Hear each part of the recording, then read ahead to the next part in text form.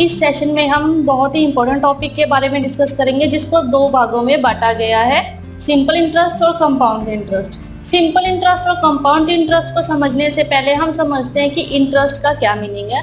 Interest क्या है? Interest कि एक पर्सन ने दूसरे पर्सन से कोई अमाउंट उधार ली है, बोरो किया उसने किसी से कोई अमाउंट, ठीक है, लेकिन उस अमाउंट के बदले वह अमाउंट तो वो देगा उस पर्सन को, लेकिन उसके ऊपर कुछ अमाउंट देगा।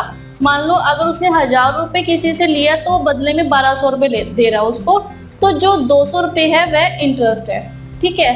तो जो एक्स्ट्रा अमाउंट वो पे कर रहा है, जो उसने अमाउंट बोरो किया उसके ऊपर, तो उसको हम इंटरेस्ट कहते हैं। तो जो इंटरेस्ट है वो पर ईयर के रेट से परसेंटेज के रूप में व्यक्त करते हैं हम लोग उसको। किसी से मान लो मैंने 2000 रुपये उधार लिए हैं, ठीक है, मैंने उस 2000 के बदले उसको 2400 रुपये वापस किए, तो 400 रुपये जो 2000 और 2400 के बीच का डिफरेंस है, 400 रुपये जो मैंने एक्स्ट्रा पे किए हैं उसको, वो इंटरेस्ट कहलाएगा। इंटरेस्ट को कैलकुलेट करने के लिए 3 बहुत ही इंपॉर्टेंट टर्म्स हैं जो कि है प्रिंसिपल, टाइम और रेट ऑफ इंटरेस्ट। हम तीनों टर्म्स का मतलब जानते हैं कि क्या है, फिर हम शुरू करेंगे कि सिंपल इंटरेस्ट और कंपाउंड इंटरेस्ट में क्या अंतर है। तो पहली टर्म है प्रिंसिपल। प्रिंसिपल वह अमाउंट जो हमने किसी से उधार लिया है, ठीक है, जो एक्चुअल अमाउंट हमने बोरो की है। अगर मैंने किसी से 2000 रुपये बोरो किए तो वो 2000 रुपये प्रिंसिपल अमाउंट है। इसको हम कैपिटल P से डिनोट करते हैं,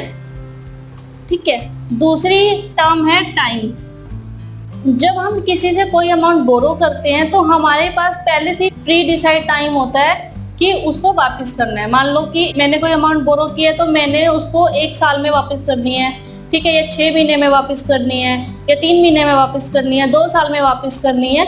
तो वो जो टाइम पीरियड है वो भी इंटरेस्ट की एक टर्म है। तो हम जो टाइम है उसको कैपिटल T से डिनोट करते हैं। तीसरी टर्म है रेट ऑफ इंटरेस्ट। वह रेट जिस पे अमाउंट बोरो की गई है, ठीक है, या उधार ली गई है। अगर हम किसी से अमाउंट बोरो करते हैं तो वो हमें एक रेट ऑफ इंटरेस्ट या एक दर पे या एक रेट पर हमें वो अमाउंट देते हैं कि उस पे जो इंटरेस्ट का परसेंटेज रहेगा वो कितने रेट से रहेगा, 10% है, 20% है, 30% है, 5% है, ठीक है। तो ये परसेंटेज की टर्म में होते हैं और इसको हम R से डिनोट करते हैं और ये परसेंटेज पर एनम में होता है कि जो रेट ऑफ इंटरेस्ट है कि 5% पर एनम, 10% पर एनम, ठीक है, 6% पर एनम, ये इस टर्म में होता है रेट ऑफ इंटरेस्ट। और ये वह अमाउंट है जो प्रिंसिपल अमाउंट पर पे की जाती है। अगर हमने 2000 रुपये बोरो किए हैं और उस पर 10% रेट ऑफ इंटरेस्ट है तो हमने 200 रुपये उसको एक्स्ट्रा देने हैं, यानी कि हमें एवरी 100 रुपीज पर 10 रुपीज देने ही हैं। इन तीनों टर्म्स की बेस पर ही हम लोग सिंपल इंटरेस्ट और कंपाउंड इंटरेस्ट को कैलकुलेट कर सकते हैं। तो इन तीनों टर्म्स को पढ़ने के बाद हम समझते हैं कि सिंपल इंटरेस्ट और कंपाउंड इंटरेस्ट में क्या डिफरेंस है, क्या अंतर है इन दोनों में। सिंपल इंटरेस्ट वह केस जिसमें जो इंटरेस्ट है वो ईयर के एंड में पे होता है, ये कहें कि जो इंटरेस्ट है वो ईयरली बेसिस पर पे किया जाता है। और जो कंपाउंड इंटरेस्ट है उसमें प्रिंसिपल अमाउंट को ऐड किया जाता है, यानी कि जो सिंपल इंटरेस्ट है वो साल के एंड में या जो भी पीरियड है उसके एंड में पे किया जाता है। अगर 6 मंथ का पीरियड है तो 6 मंथ के एंड में पे किया जाएगा, और अगर 1 ईयर का टाइम है तो 1 ईयर के पीरियड में के एंड में उसको पे किया जाएगा, ठीक है। और जो कंपाउंड इंटरेस्ट है उसके प्रिंसिपल में ही इंटरेस्ट को ऐड कर दिया जाता है। तो ये एक मेजर डिफरेंस है सिंपल इंटरेस्ट और कंपाउंड इंटरेस्ट में। इसको हम एक सिंपल एग्जांपल से समझते हैं। सपोज कि प्रिंसिपल है 2000 रुपीज और टाइम है 2 ईयर का और रेट ऑफ इंटरेस्ट है 10% पर एनम, ठीक है। अब इसको हम सिंपल विदाउट फॉर्मूले के करके देखते हैं और विद फॉर्मूले के करके देखते हैं कि क्या सिंपल इंटरेस्ट रहेगा और क्या कंपाउंड इंटरेस्ट रहेगा और क्या डिफरेंस है इन दोनों में, ठीक है। सिंपल इंटरेस्ट के केस में 2000 रुपये प्रिंसिपल है, ठीक है, 2 साल का टाइम है और 10% per annum rate of interest है। तो 2 साल का टाइम पीरियड है तो पहले साल का इंटरेस्ट और दूसरे साल का इंटरेस्ट। पहले साल का सिंपल इंटरेस्ट क्या है, कंपाउंड इंटरेस्ट क्या है, दूसरे साल का सिंपल इंटरेस्ट क्या है और कंपाउंड इंटरेस्ट क्या है, इसे कैलकुलेट करते हैं सिंपल वे में। सपोज की इंटरेस्ट फर्स्ट ईयर का 10% ऑफ 2000, ठीक है, 10% ऑफ 2000, तो ये कितना होएगा 200 रुपए, ठीक है। और सेकेंड ईयर का वो होगा 10% ऑफ 2000, तो ये भी हुआ 200 रुपये। तो दोनों साल का अगर हम इंटरेस्ट कैलकुलेट करें, simple interest for first year plus simple interest for second year, तो ये हुआ 200 plus 200 is equal to 400 rupees.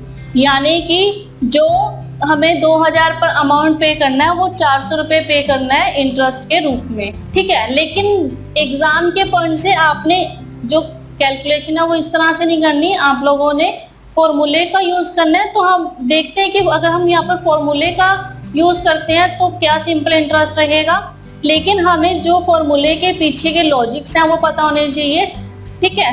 तो अगर हम फॉर्मूला अप्लाई करें तो सिंपल इंटरेस्ट का फॉर्मूला होता है principal into time into R divide by 100, PTR by 100, ठीक है। तो प्रिंसिपल है यहाँ पे 2000 रुपीज, टाइम है 2 ईयर का और रेट ऑफ इंटरेस्ट है 10%।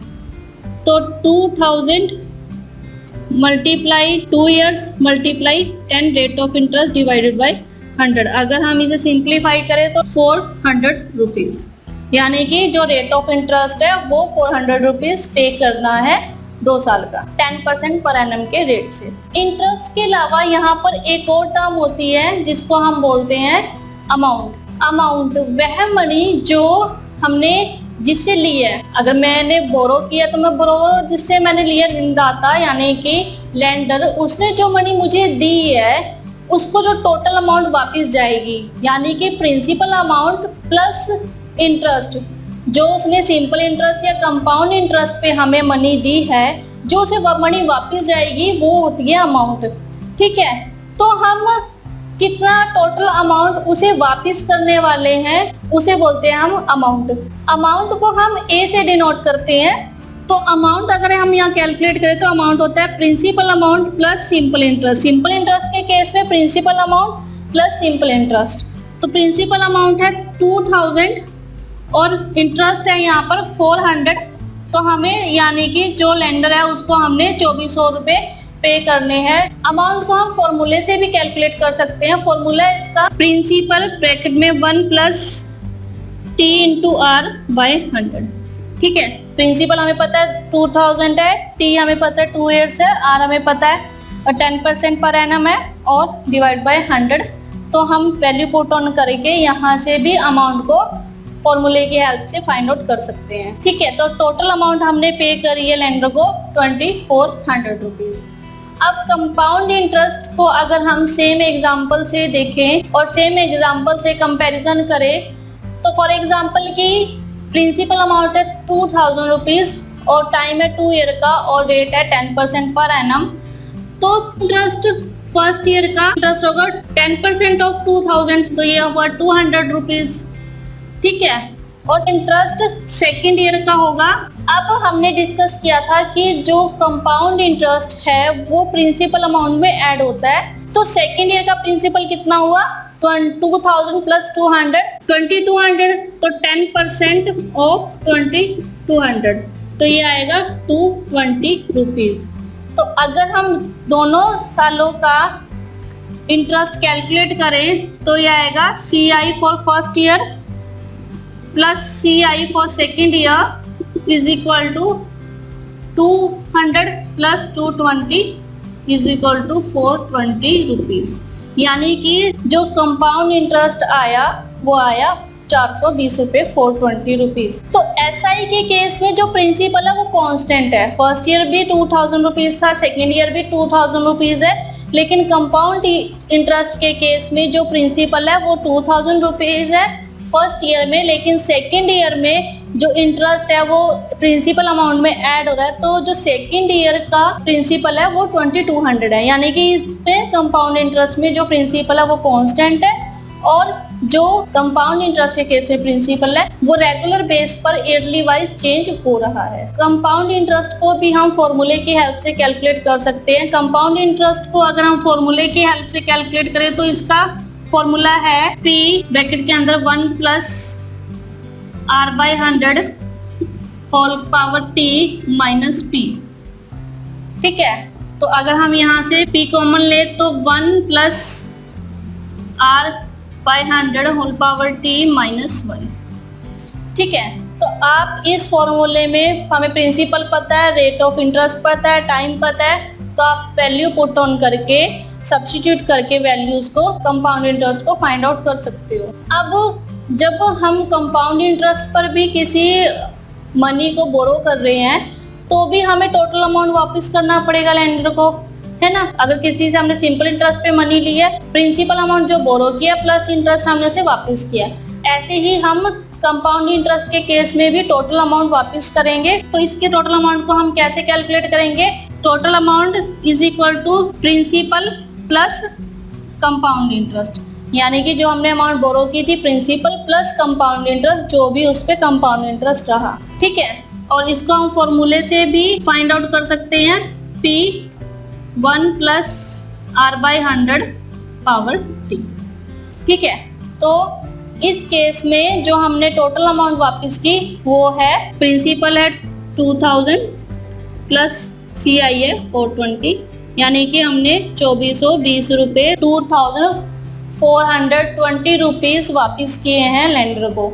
तो सिंपल है कि जो सिंपल इंटरेस्ट है उसमें प्रिंसिपल हम कांस्टेंट रहेगा, चाहे फर्स्ट ईयर है, चाहे सेकेंड ईयर है, थर्ड ईयर है, फोर्थ ईयर है, फिफ्थ ईयर है।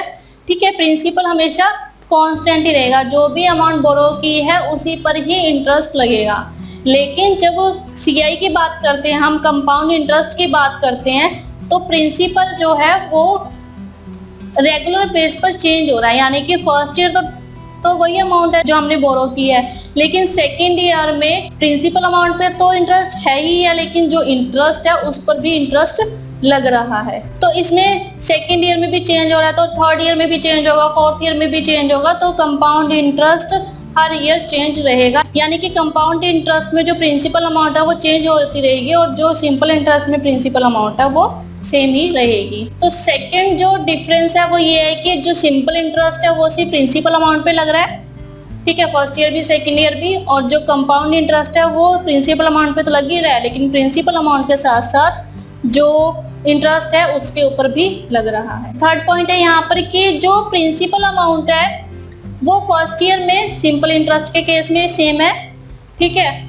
और जो कंपाउंड इंटरेस्ट के केस में जो प्रिंसिपल अमाउंट है वो सेम है, यानी कि 2000 रुपीज है यहाँ पर और यहाँ भी 2000 रुपीज है। और जो सिंपल इंटरेस्ट में सेकेंड ईयर में प्रिंसिपल अमाउंट सेम है, लेकिन सेकेंड ईयर में कंपाउंड इंटरेस्ट के केस में जो प्रिंसिपल अमाउंट है वो 2200 रुपीज है। ठीक है, तो इस तरह से आप सिंपल इंटरेस्ट और कंपाउंड इंटरेस्ट को कैलकुलेट कर सकते हो। सिंपल इंटरेस्ट और कंपाउंड इंटरेस्ट के एग्जाम्पल करने से पहले हम ये जान लेते हैं सिंपल इंटरेस्ट को सिंपल और कंपाउंड इंटरेस्ट को कंपाउंड क्यों कहते हैं। सिंपल इंटरेस्ट को सिंपल है कि इसलिए कहते हैं क्योंकि सिर्फ प्रिंसिपल अमाउंट पे ही इंटरेस्ट लग रहा है, ठीक है। कंपाउंड इंटरेस्ट इसलिए कंपाउंडेड है क्योंकि प्रिंसिपल अमाउंट के साथ साथ इंटरेस्ट पे भी इंटरेस्ट लग रहा है, तो जो इसकी कैलकुलेशन है वो बड़ी कंपाउंडेड हो जाती है। फर्स्ट ईयर का प्रिंसिपल है, फिर सेकेंड ईयर का प्रिंसिपल प्लस फर्स्ट ईयर का इंटरेस्ट, ठीक है, इस तरह से फिर नेक्स्ट प्रिंसिपल उसमें ऐड होगा पिछला ईयर का इंटरेस्ट।